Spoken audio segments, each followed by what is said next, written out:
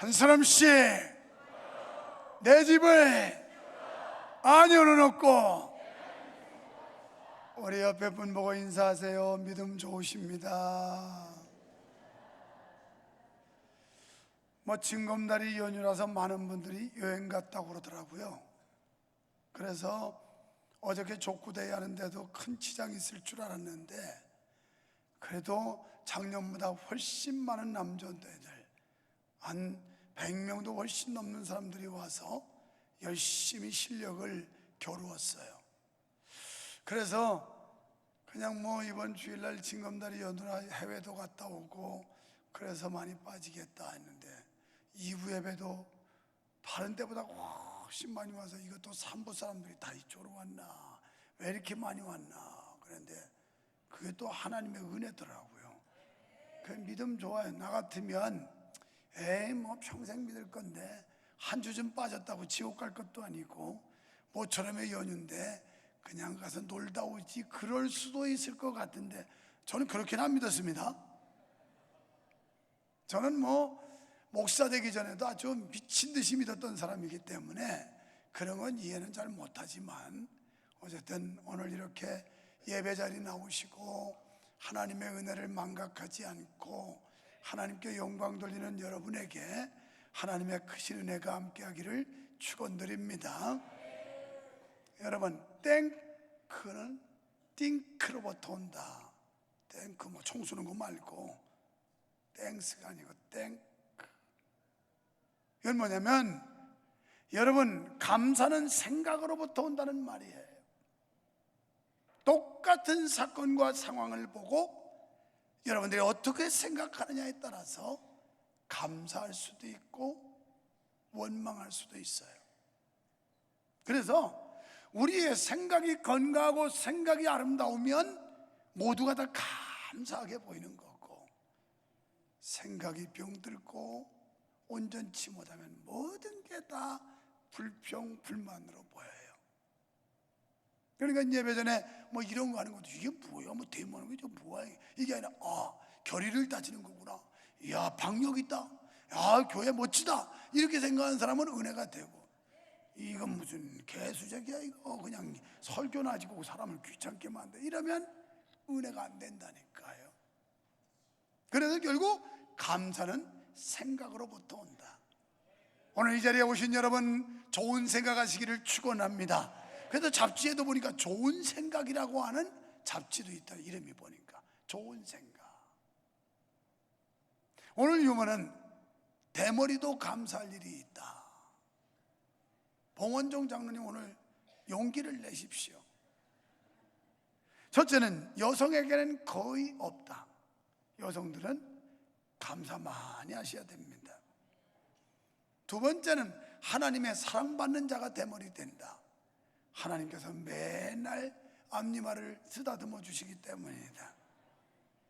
세 번째는 얻어먹는 사람이 없다. 대머리 거지는 거의 없습니다. 네 번째는 엘리사도 대머리였다.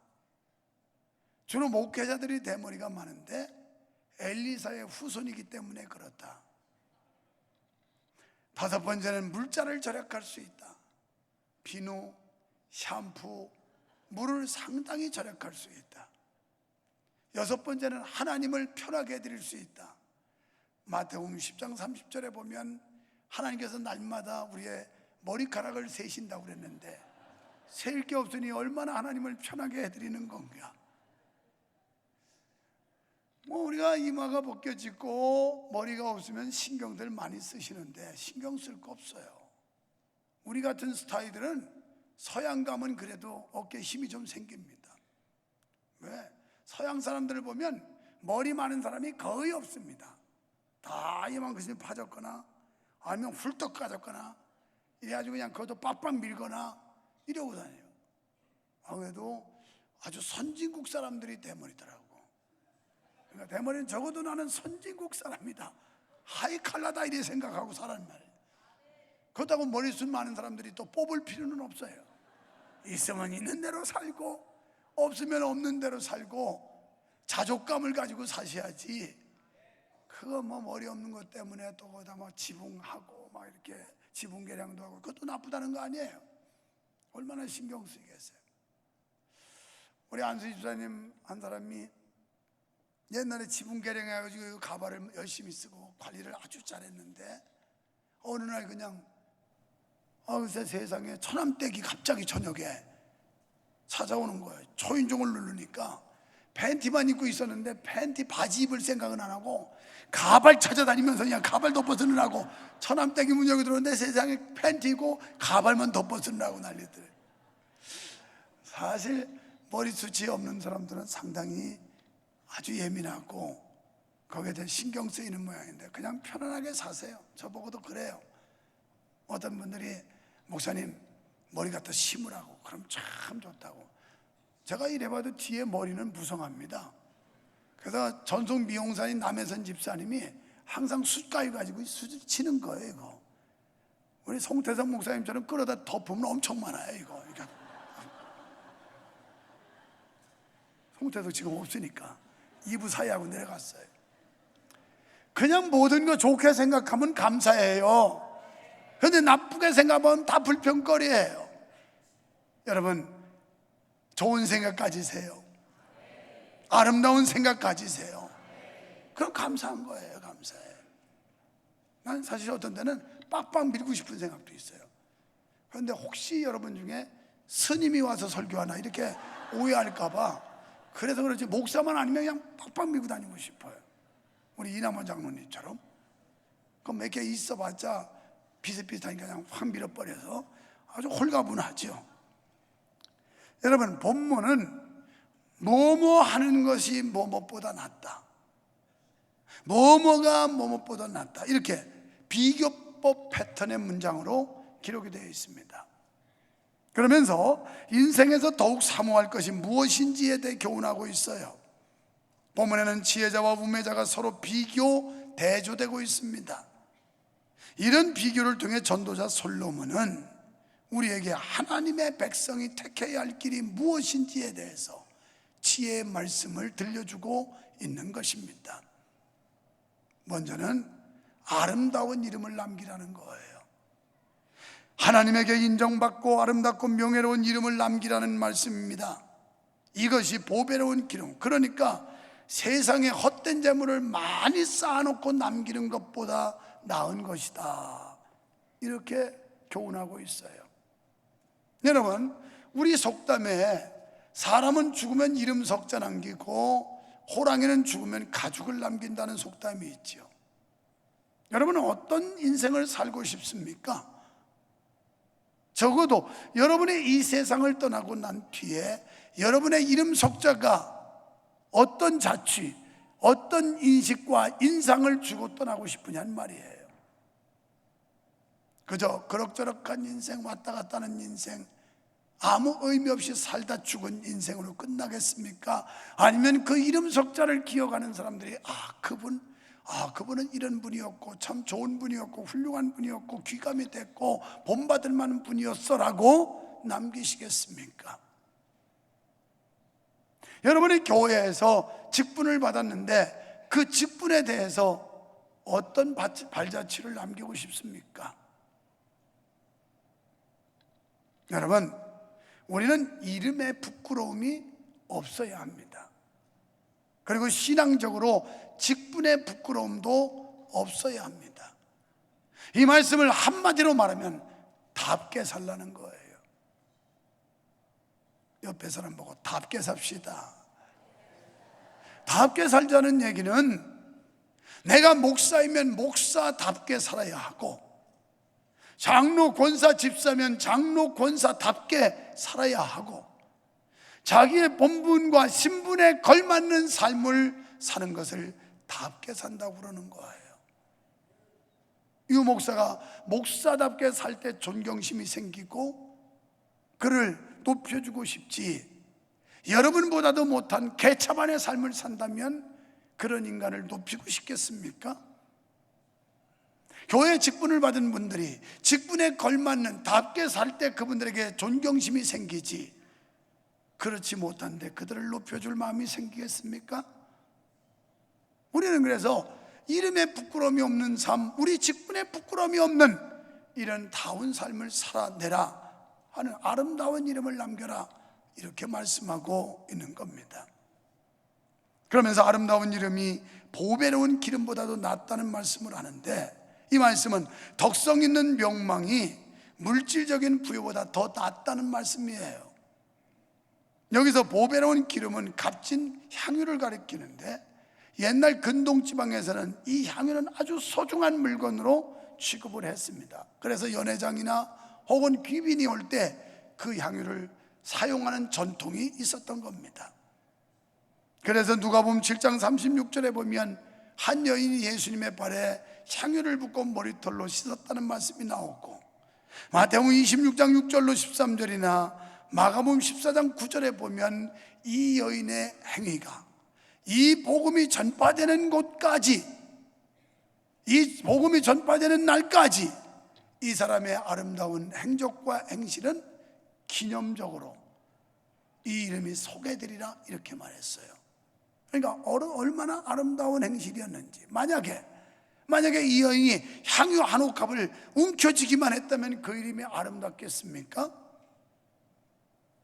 지난 수요일 예배 마치고 새가족 신방을 하고, 그리고 우리 권사님이 축복 기도를 요청한다고 해서 잠깐 들렀습니다.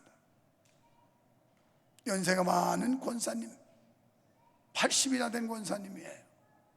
그 권사님께서 내 평생 살면서 마지막 하나님 전에 가기 전에 기념교회 하나 세워야 되겠다고 몇백만 원 다니는 수천만의 돈을 내놓으면서 기념교회 세우는 데 써달라고. 제가 듣지 않으니까 제가 가기 전까지는 당신 이름과 아들 이름해서 이렇게 가족 이름으로 한다고 그러셨다는데, 그 사이에 또 마음이 변했어요. 이건 내 이름으로만 할 거예요. 그리고 제가 다시 한번 또 할 거예요, 자녀들 이름으로. 여러분, 80 노인이 무슨 재력이 있겠어요? 80 노인이 사업하는 사장도 아니고 직장 내에 월급 받는 고정적인 수입 있는 분도 아니고, 그러나 내 인생 살면서 내 일상 마지막 순간 주님 앞에 섰을 때 뭔가 의미 있고 보람 있고 기념비적인 일을 하시겠다고 그 아름다운 향유를 깨트리는 걸 보고 얼마나 감동이었는지. 또 하시겠다고 하지만 저는 답은 드리지 않았어요. 한 번도 심는데 그걸 또 하신다고 해서 그냥 자제하라는 마음으로 괜찮아요, 이거 한 번도 못하고 가는 인생도 많은데 괜찮아요 해서 제가 답을 드리지 않았어요. 여러분, 어떻게 못하다 살다 가렵니까? 한 번 살다 가는 인생, 그냥 먹고 똥 싸는 개와 돼지 같은 삶을 살다 가시렵니까? 오늘 지혜자는 답게 살라는 거예요. 답게. 우리가 하나님 앞에 답게 살고 영예롭게 영광 돌리며 살려면, 우리의 소중한 것, 이 한 여인이 수천만 원짜리 당시에 향유를 깨뜨려서 주님 앞에 부은 것처럼 우리의 발자취를 잘 남기자는 거예요. 흔적을, 아름다운 흔적을 남기자는 거예요.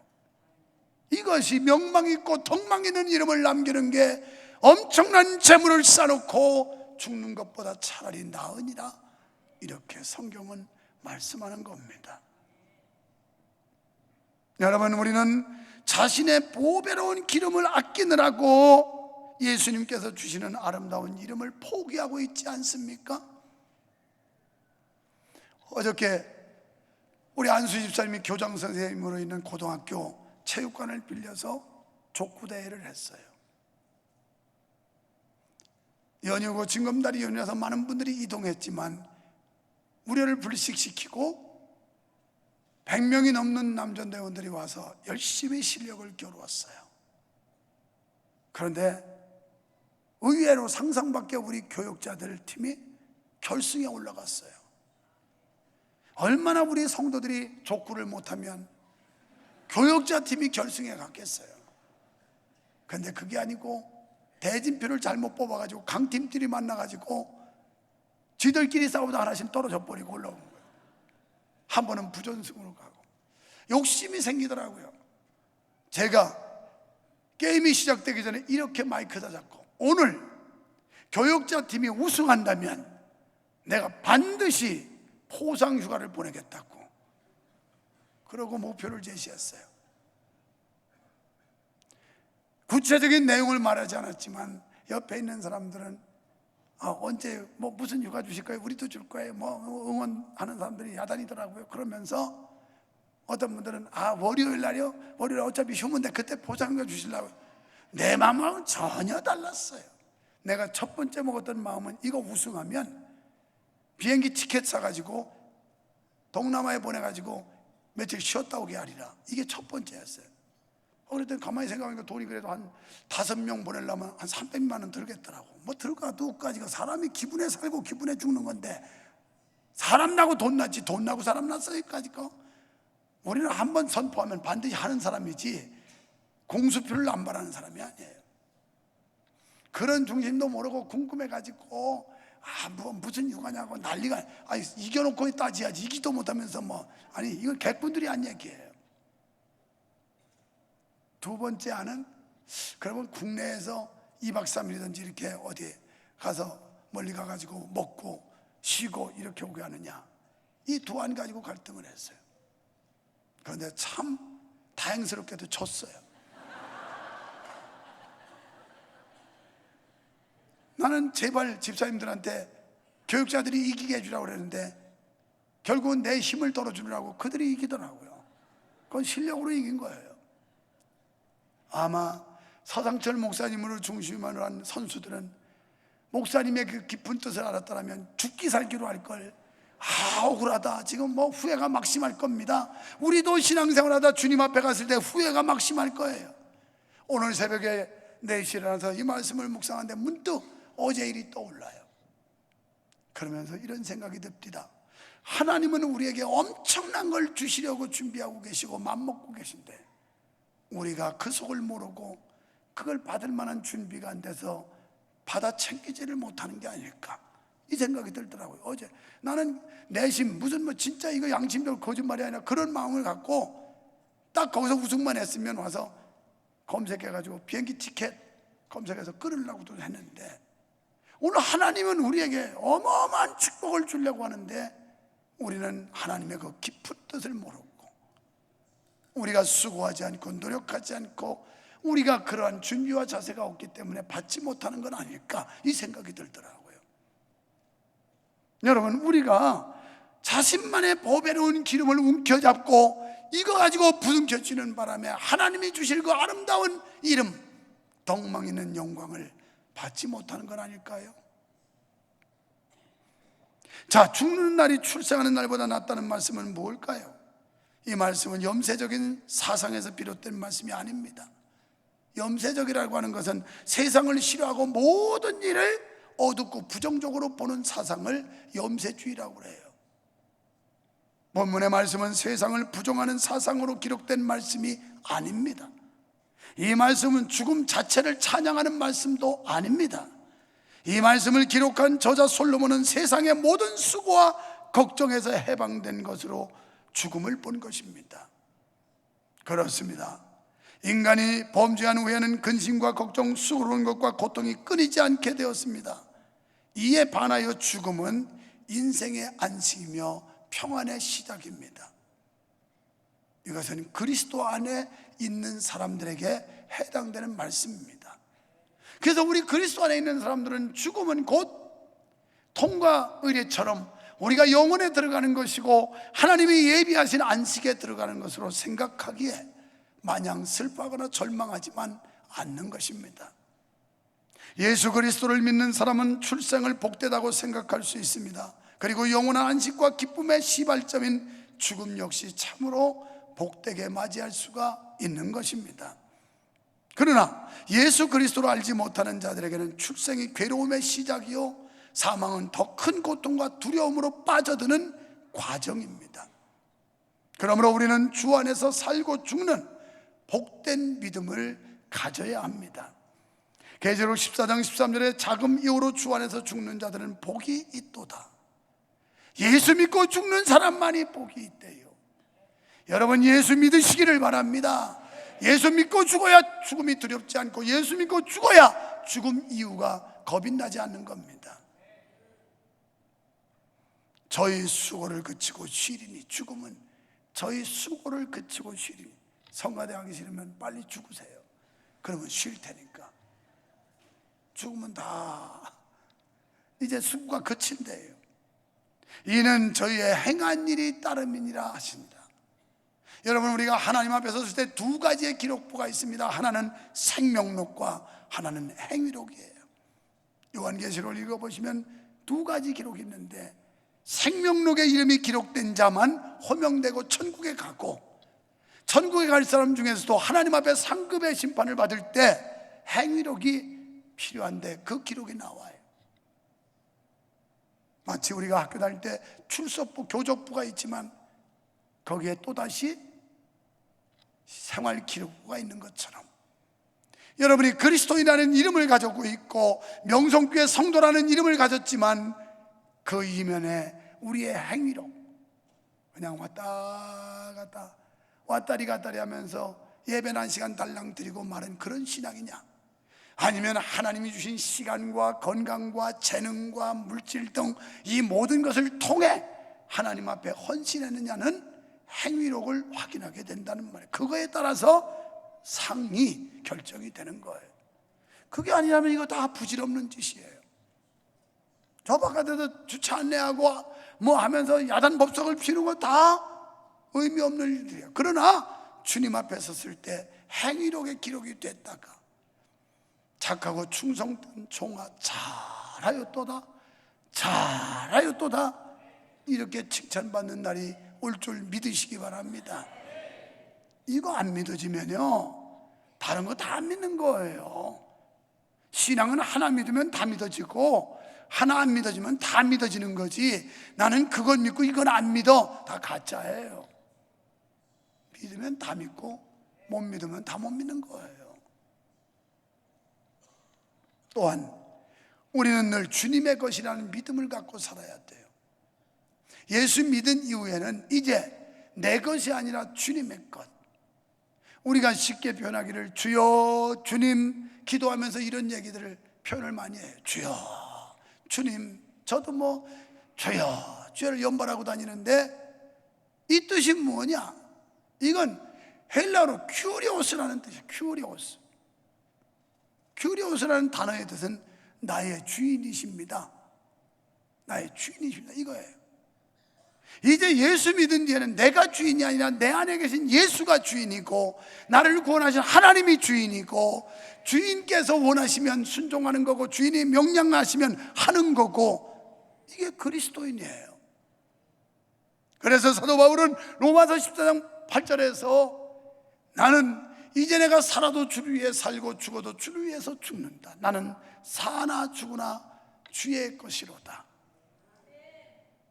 사나 죽으나 주의 것이로다. 주의 것 되시기를 축원합니다. 사탄의 것이 아니라 주님의 것이, 소유주가 바뀐 우리들, 우리의 주인은 예수 그리스도 하나님이심을 고백할 수 있기를 축원합니다.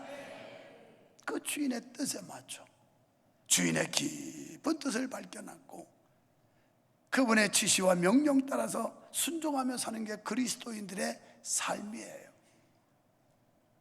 그래서 사실 오늘 설교 후의 찬양은 이제 내가 살아도 주 위에, 이제 내가 죽어도 주 위에 죽네, 그거였어요.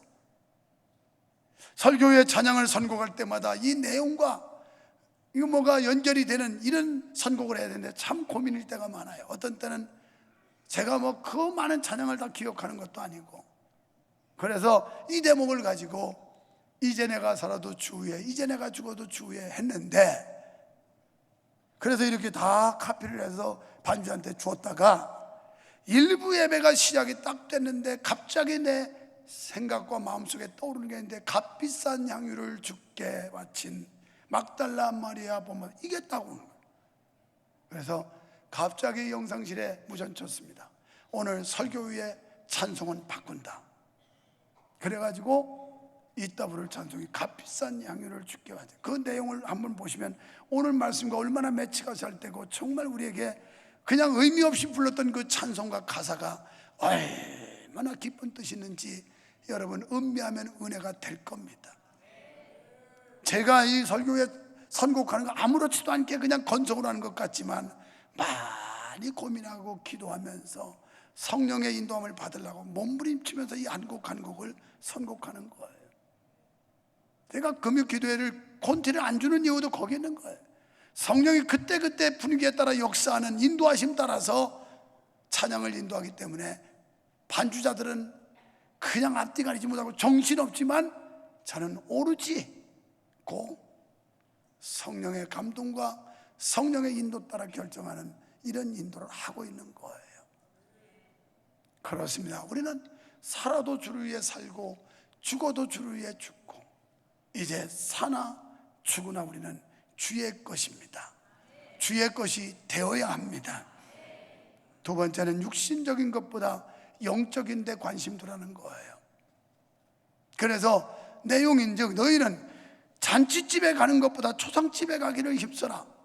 이 말씀이 언뜻 보기에는 즐거워하는 사람보다는 슬퍼하는 사람과 같이 가서 슬픔을 나누고 위로하라는 말씀 같지만 그런 의미도 부여할 수 있겠으나 원래 뜻은 그 의미보다는 이 뜻은 뭐냐면 잔치집은 현실적인 세상 연락 이런 거라면 초상집에 가서 인생이 뭔지를 다시 한번 곰곰이 되새겨보고 사람이 어떻게 살아야 되는 건지 나도 이 사람이 죽은 것처럼 언젠가는 이 죽음의 길을 따라가게 될 텐데 내 인생을 어떻게 살아야 될지에 대해서 그 죽음을 통해서 교훈받는 유익이 있으니 너희는 잔치집에 가는 것보다 초상집에 가기를 힘써라 이렇게 말씀하고 있는 겁니다.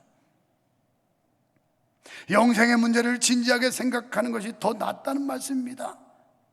육체의 희락은 잔치집 웃음 우매자의 노래라는 말씀이죠. 그러니까 2절로 4절에서 주는 말씀의 교훈은 사람의 종말이 어떠한지를 알아서 인생을 허비하지 말고 무의미하게 살지 말고 지혜롭게 살아라 이런 말씀입니다. 잔치집에 가면 그저 웃고 즐기지만 초상집에 갔을 때는 애곡하며 여러 가지 인생을 배우게 됩니다. 특히 초상집에서 얻을 수 있는 중요한 교훈은 결국 인간이란 죽을 수밖에 없는 존재라 이 교훈을 받게 돼요. 저는 장례 예배 갈 때마다 여러분 죽음은 공평합니다. 죽음은 누구도 열애할 수 없고 거부할 수 없습니다. 남녀노소 빈부귀천을 막론하고 모든 사람들에게 공평하게 다가오는 게 죽음입니다. 이런 논조로 장례 예배 설교를 시작해요.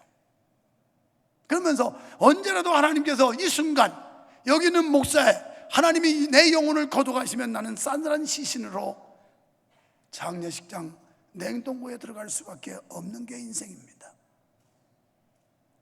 우리의 생명이 있을 때, 우리의 영혼이 있을 때, 하나님이 우리에게 시간 주셨을 때, 하나님이 우리에게 건강 주셨을 때 우리는 인생을 허비하지 말고 잘 살아야 됩니다 라고 초상집에서 설교하면 잘 먹히더라고요.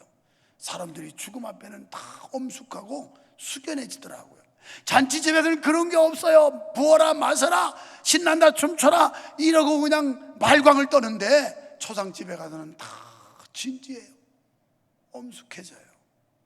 그래서 성경의 지혜자는 너희는 그렇게 연락하는 초상집에 가서 인생의 바른 의미를 잊어버리고 살지 말고 초상집에 가서 어떻게 삶을 살아야 될지에 대해서 곰곰이 생각하고 지혜로운 삶을 살아라 이런 교훈을 주고 있는 것입니다.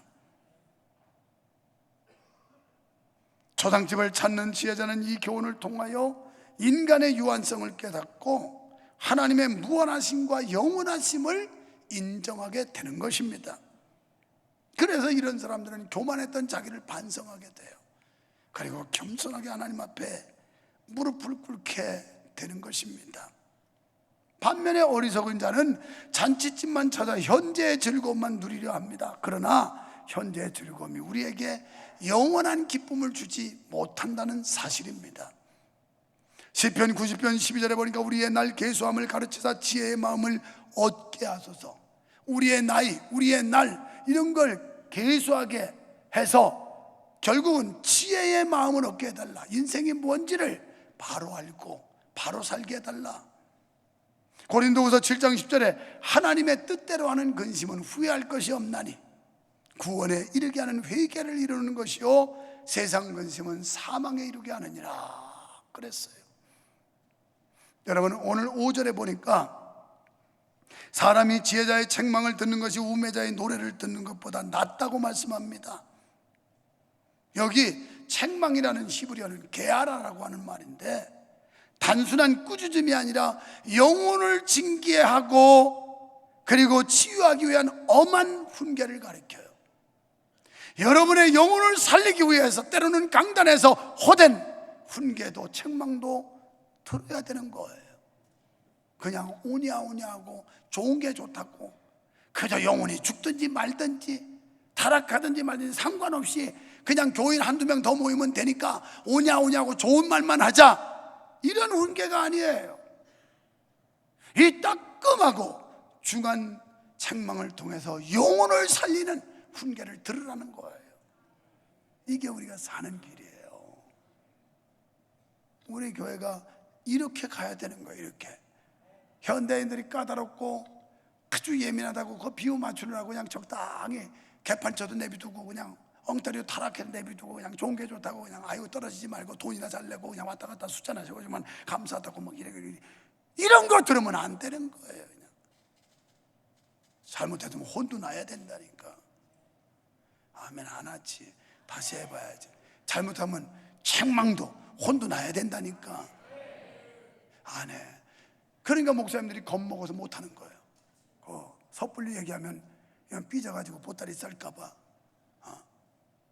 우리 교회 정도 되니까 이렇게 큰 소리를 치지 딴 교회에서는 어림도 없습니다. 어림도 없어요.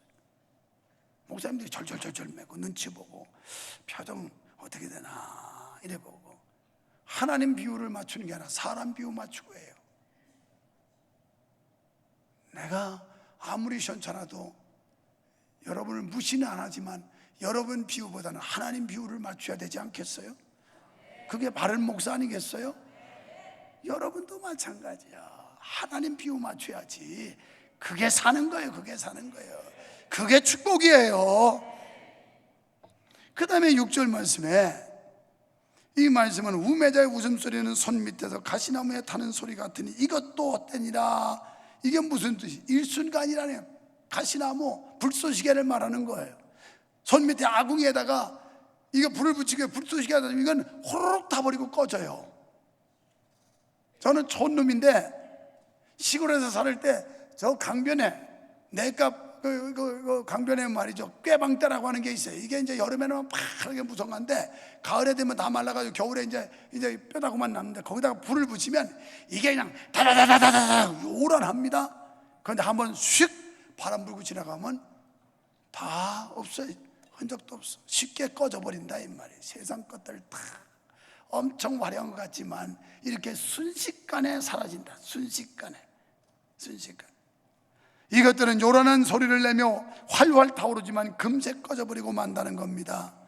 어리석은 자의 생활이 바로 이렇다는 거예요. 이제 우리는 7절로 10절에서 지혜자의 삶을 살아야 함을 교훈받게 됩니다. 먼저 탐악을 멀리하라. 그래서 탐악은 히브리어로 오색이라고 하는 단어인데 탐욕스럽고 포악한 강탈 행위를 가리키는데 이것은 세상 것들에 대한 탐심이에요. 우리가 왜 하나님의 뜻을 따르지 못하고 하나님께 영광 돌리지 못합니까? 세상 것에 대한 지나친 욕심, 이것 때문에 하나님을 기쁘시게 못하는 거예요.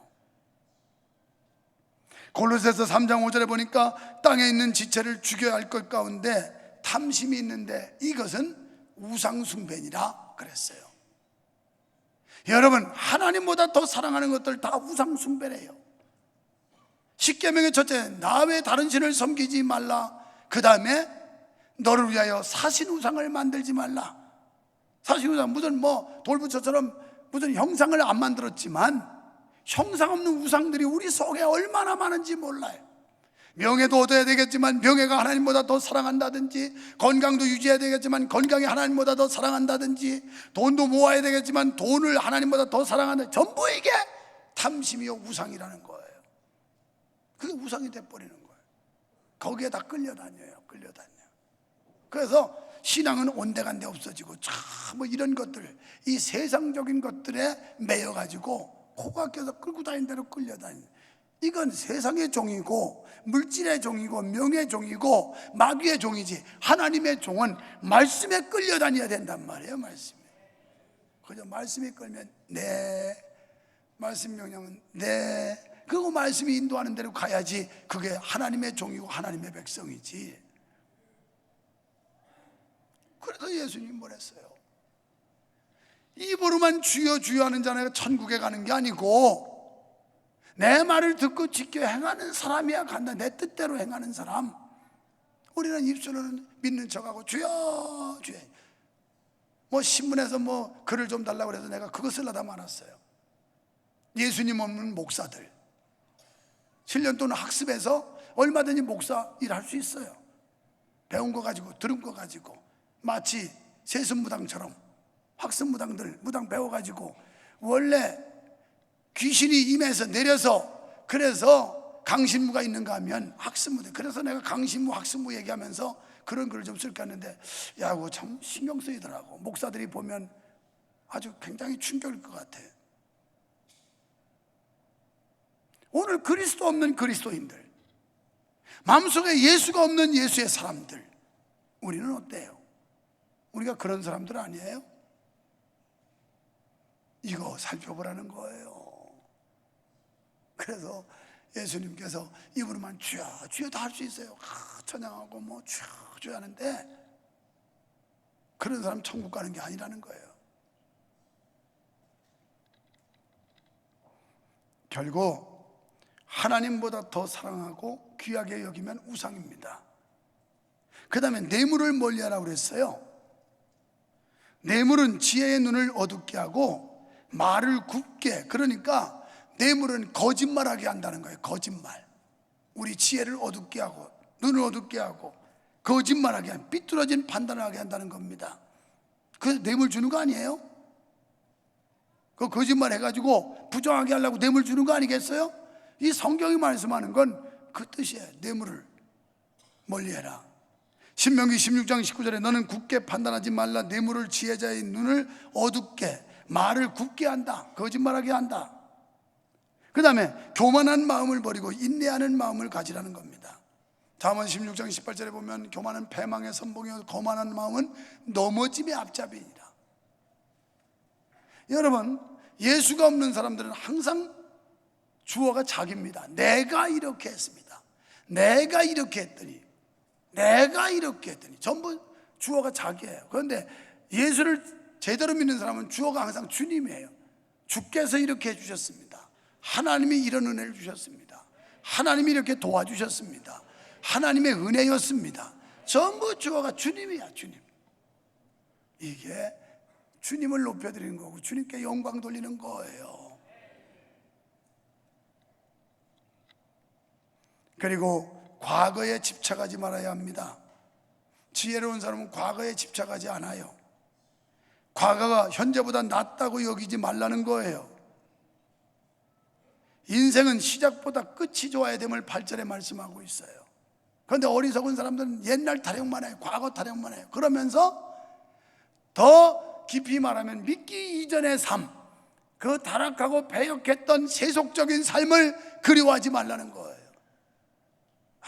그래도 그때가 좋았는데 한 잔 걸치고 여기다 군불 떼고 그리고 춤추며 노래하면서 한판 벌릴 때 그때가 좋았는데 내가 어쩌다가 예수 믿어가지고 이렇게 덜미를 잡혀서 이 고생을 사서 하나. 우리 사소하는 거예요. 지금 구원받기 위해서 사서 고생하는 겁니다.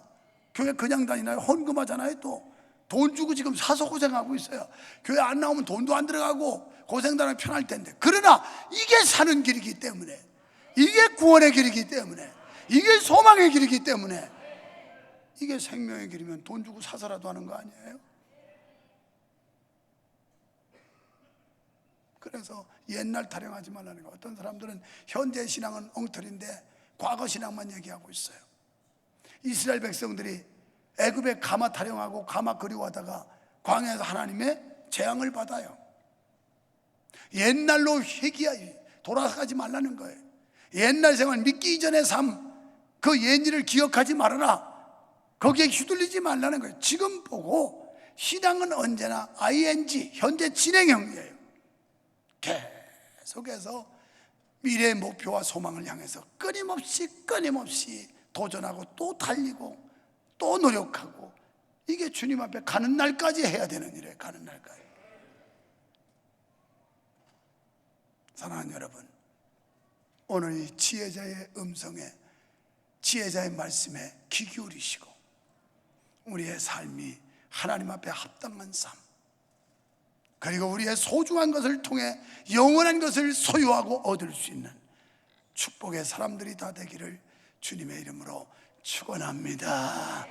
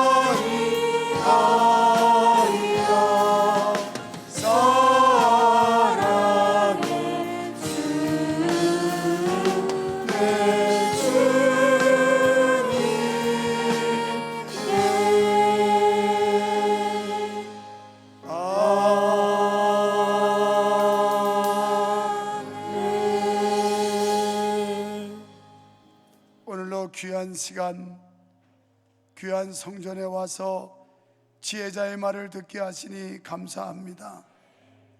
우리 모두에게 들을 귀를 열어주시고 볼 수 있는 영의 눈을 띄워주시고 깨달을 수 있는 생각을 주시옵소서. 그래서 우리가 어차피 지우개도 없는 인생, 연습도 없는 인생, 한 번 살면 그대로 남고, 그리고 한 번 사면 다시 살 수 없는 일생, 하나님의 영광과 하나님의 말씀 따라 믿음으로 바로 살게 하여 주시옵소서.